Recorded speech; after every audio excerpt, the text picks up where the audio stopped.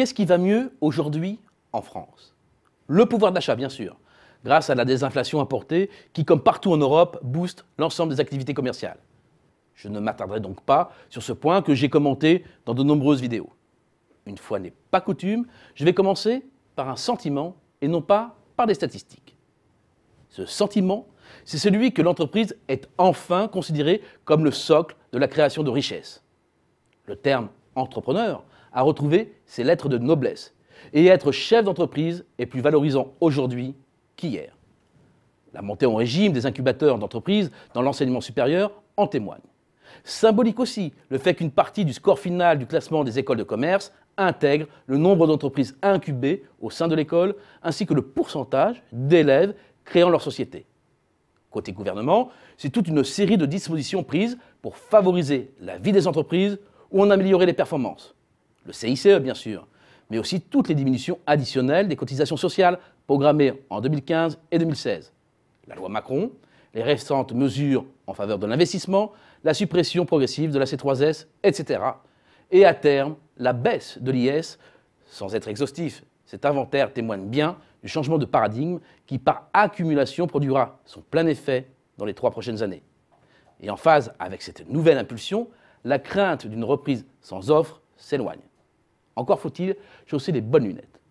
En l'occurrence, ne pas se focaliser trop exclusivement sur l'indice de la production industrielle, généralement choisi par les conjoncturistes pour suivre l'évolution de l'activité productive.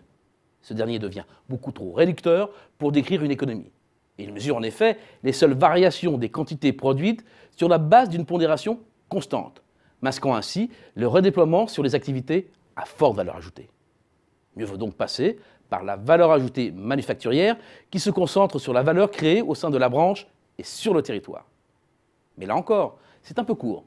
La fabrication de biens n'est qu'une des composantes d'une chaîne de valeur plus globale qui incorpore de nombreux services.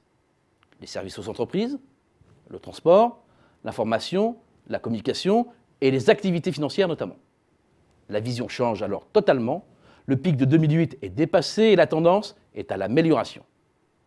3 autres bonnes nouvelles complètent enfin ce tableau centré sur l'offre.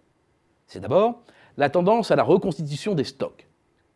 Les industriels les jugent désormais trop bas par rapport à leur niveau normal et le solde d'opinion est à son plancher depuis juin 2011. Le restockage va devenir une nécessité. C'est une grande différence avec la fin 2014 où le déstockage avait coûté 0,2 points de croissance. Second point positif, l'intérim.